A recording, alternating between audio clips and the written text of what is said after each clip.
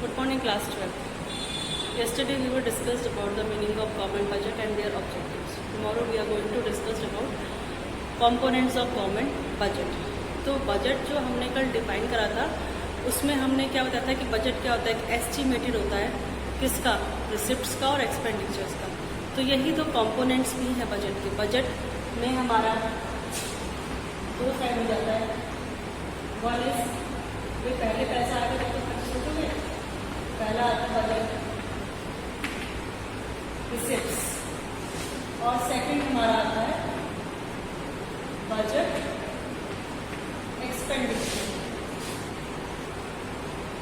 So these are the two components of government budget. ये government budget के बेटा हमारे दो कंपोनेंट्स हैं, budget receipts and budget expenditure. Receipts दो कैटेगरी में डिवाइड करी गई है। First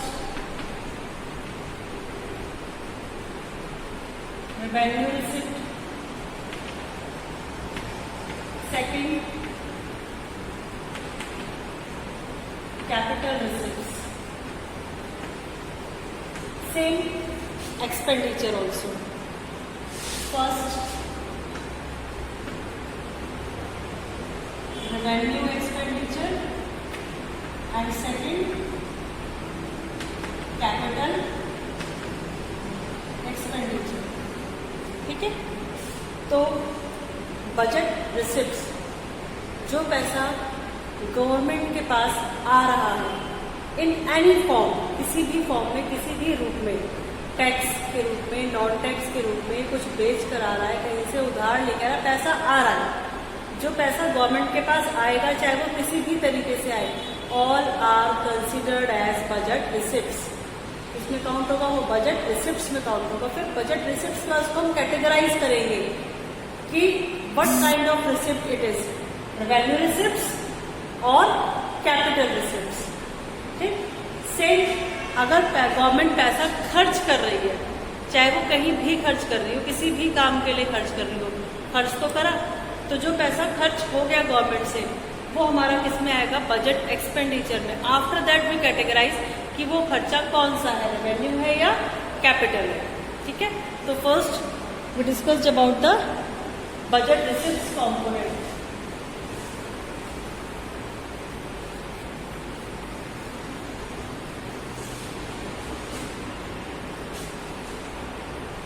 budget receipts, budget receipts में हमारा पहला कॉम्पोनेंट है वो क्या है,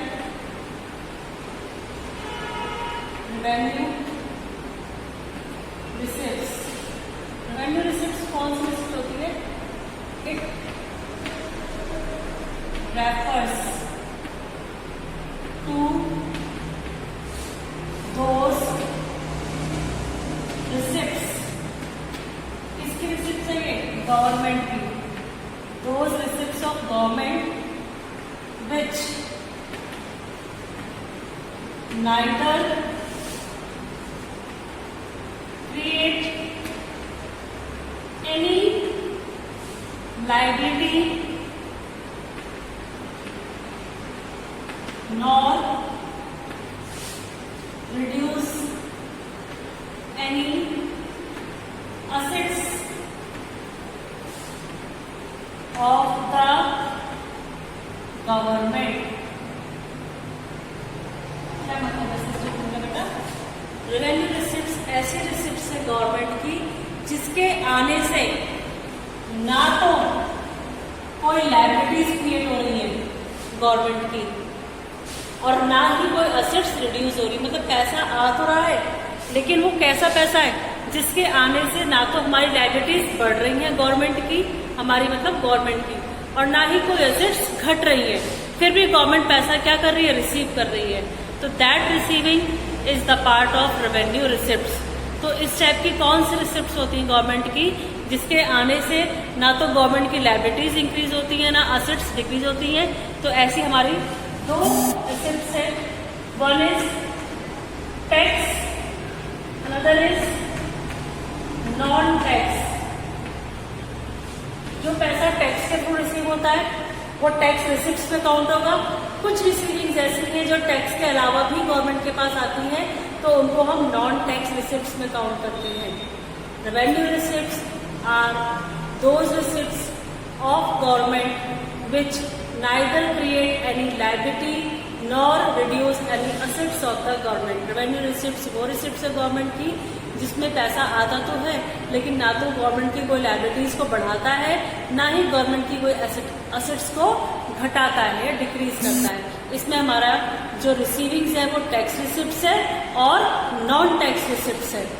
नाउ कौन कौन से ऐसे टैक्स है जो हम गवर्नमेंट को पे करते हैं या जो गवर्नमेंट हमसे लेती है और उसको गवर्नमेंट टैक्स रिसिप्ट्स में काउंट करती है।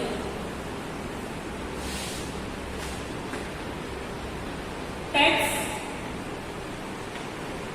Receipts, first direct tax, second indirect, progressive tax, fourth regressive tax, fifth specific tax. तो ये हमारे 6 टाइप्स ऑफ टैक्सेस हैं, those we are paying to government in different forms. Direct tax कौन सा होता है? डायरेक्ट टैक्स हमारा वो टैक्स होता है जिसके ऊपर अप्लाई हो, चाहे वो इंडिविजुअल हो या ऑर्गेनाइजेशन हो। उस टैक्स को उसे ही बियर करना होता है, उसका बर्डन वो किसी और के ऊपर शिफ्ट नहीं कर सकता। For example income tax, corporate tax, wealth tax, property tax, ये हमारे सारे डायरेक्ट टैक्स हैं जिसके ऊपर इम्पोज करे जाएंगे, चाहे वो हमारा इंडिविजुअल पर्सन हो या कोई ऑनर ऑफ द बिजनेस हो या कोई बिजनेस हो, उसके ऊपर इम्पोज कराए तो वो टैक्स उसको ही पे करना है और इसको वो किसी और के ऊपर शिफ्ट नहीं कर सकता। इनडायरेक्ट टैक्स वो टैक्स है जिसका बर्डन किसी और पे शिफ्ट करा जा सकता है, लाइक जीएसटी एक्चुअल में सेलर को पे करनी होती है, बट इनडायरेक्टली कौन पे करता है? कंज्यूमर जब कोई सामान परचेज करता है तो उसमें वो जीएसटी का अमाउंट भी इंक्लूड करते हैं कि जीएसटी भी कंज्यूमर ही दे, हम क्यों दे, सामान यूज तो वो करेगा, जीएसटी हम पे करें, ऐसा क्यों होगा भाई? तो सेलर क्या करते हैं, जब कोई सामान बेचते हैं उसके रेट्स में वो जीएसटी को भी इंक्लूड कर देते हैं, तो that is indirect tax. Progressive tax क्या होते हैं हमारे? प्रोग्रेसिव टैक्स वो होते हैं कि जैसे जैसे इनकम बढ़ती जाती है टैक्स बर्डन भी बढ़ता चला जाता है। एक लिमिट तक तो गवर्नमेंट कोई टैक्स नहीं लगाती है, लेकिन फिर उसके बाद जब आपका लिमिट क्रॉस हो जाती है इनकम, तो आप टैक्सेबल इनकम में आ जाते हो, तो फिर आपको अपनी इनकम के ऊपर टैक्स देना होता है। जितनी भी इनकम पे छूट है वो तो छोड़ देंगे, उससे एक्स्ट्रा जो कमा रहे हो उस पर आपको टैक्स पे करना है। लाइक 5 लाख तक की इनकम जो कमाते हैं साल में उनको कोई टैक्स नहीं पे करना, लेकिन 5 से ऊपर 6 कमा रहे हो, 8 कमा रहे हो, 10 कमा रहे हो, तो 5 से ऊपर आप कितना फालतू कमा रहे हो? 5 और फालतू कमाया आपने 10 कमाकर, तो उस 5 पे आपको टैक्स पे करना होगा। बट ये टैक्स स्लैब सबके लिए सेम नहीं है। 5 से 10 के बीच में अगर इनकम है तो उसका टैक्स 7%, 10 से 15 लाख कमा रहा है कोई साल का तो उसको टैक्स देना है 12%, 15 से 20 कमा रहा है तो उसको टैक्स देना है 25%। इस तरीके से क्या हो रहा है, जैसे जैसे इनकम लेवल हाई हो रहा है वैसे वैसे ही गवर्नमेंट ने क्या करा, टैक्स बर्डन भी इंक्रीज कर दिया। तो प्रोग्रेसिव टैक्स हमारा वो टैक्स होता है जो कि इनकम के बढ़ने के साथ साथ टैक्स भी बढ़ता चला जाता है। तो प्रोग्रेसिव टैक्स में जो टैक्स का बर्डन है वो एक्चुअली में कौन बियर करता है? रिचर सेक्शन, या जिनकी इनकम ज्यादा है, और जो पुअर सेक्शन है दे आर एग्जेम्प्टेड, उनको छोड़ जाता है कि आपको कहीं कोई टैक्स नहीं पे करना है। रिग्रेसिव टैक्स हमारा क्या होता है? जो कांस्टेंट, सबके लिए बराबर, सबके लिए सेम है, चाहे आप पैसा कम कमा रहे हो चाहे आप ज्यादा कमा रहे हो, tax burden same for all, सबके लिए ही हमारा क्या सेम होता है, उसको हम क्या कहते हैं? Regressive tax. इसमें रिग्रेसिव टैक्स में एक्चुअली में बर्डन कौन बियर कर रहा है टैक्स का? पुअर सेक्शन, क्योंकि जो पुअर है, जो कम कमा रहा है वो भी 10% टैक्स दे रहा है, जो ज्यादा कमा रहा है वो भी 10% टैक्स दे रहा है। इसमें इनकम के अकॉर्डिंग टैक्स स्लैब चेंज नहीं होता है, इसलिए रिग्रेसिव टैक्स में एक्चुअली जो बर्डन है वो कौन बियर करता है? Poor section. फिर वैट, वैल्यू एडेड टैक्स।